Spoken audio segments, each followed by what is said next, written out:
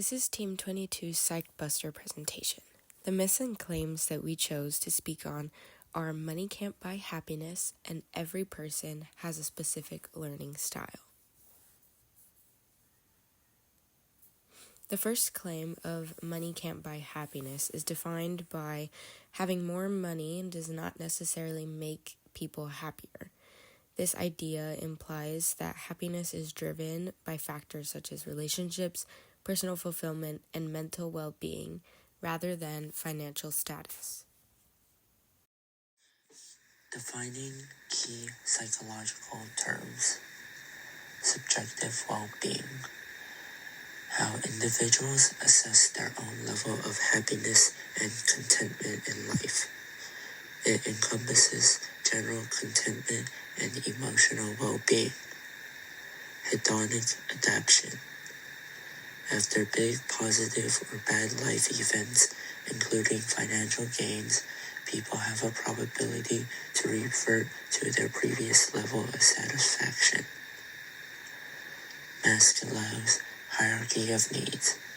A psychological hypothesis contends that before people can seek higher level pleasure requirements like self-fulfillment, they must first ensure their fundamental financial security, like food, housing, and safety.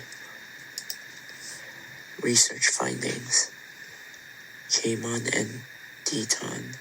This famous study found that money does increase happiness up to $75,000 per year. Beyond that, additional income did not significantly boost daily emotional well-being. Killingsworth. A more recent study challenged the 75,000 threshold, showing that happiness continued to rise with income even beyond six figures. World Happiness Report. This global survey indicates that financial security is strongly correlated with happiness, especially in lower income populations. However, once basic needs are met, relationships, social support, and mental health play a larger role in long-term happiness. Conclusion. Confirm, plausible, or busted. So, is the claim money can't buy happiness true? Not entirely. According to research, money may, in certain cases, purchase happiness, particularly when it eases financial stress and enables individuals to satisfy their fundamental necessities.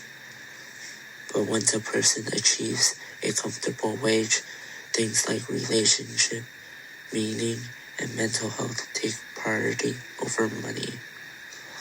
Although the idea that money alone brings about happiness is disapproved, it is equally untrue to say that money has no effect on happiness. Instead, we may say that while money plays a significant role in happiness, it is not the only thing that counts. True happiness comes from a balance of financial security, social connections, and personal fulfillment. Second claim. Every person has a specific learning style. Defining this claim. The claim every person has a specific learning style suggests that everyone has a specific way in which they process and memorize information. This means that we all have different approaches when it comes to knowledge for our education. Each person has a specific learning style. Visual. A learning style where individuals learn best by seeing information visually. Example, pictures, videos, demonstrations. Auditory. A learning style where individuals retain information by listening to it. Example, audiobooks, podcasts, video clips. Verbal. A learning style where individuals learn from how words and the language are said. Example, word games, puns, or rhymes. Social. A learning style where individuals learn best from social interactions, communication, and observation of others. Example, group projects or watching a lecture. Kinesthetic. A learning style where individuals use their hands, body, and sense of touch to help learn. Example, you might act things out. Each person has a specific learning style. Our research findings.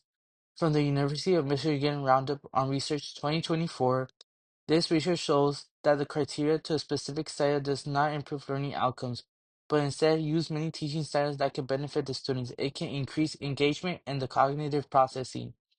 Another piece of evidence we found was from the Grand Canyon University Research of 2025. This research shows that in recent years, the idea that learning styles are the best way for a student to learn has been debunked. There isn't no actual evidence to support the idea that a person has a specific learning style. These are the two pieces of evidence we found about our myth. So, the question we are trying to answer in our claim is, does everyone have a specific learning style? Well, yes. People tend to process and retain information differently based on personal preferences and their own strengths. Recent studies have questioned the effectiveness of teaching strictly by learning styles, but it does not disprove the idea that individuals have learning preferences.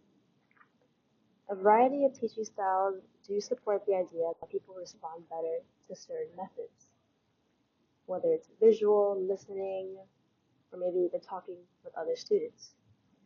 Different styles encourage more personalized and inclusive teaching approaches.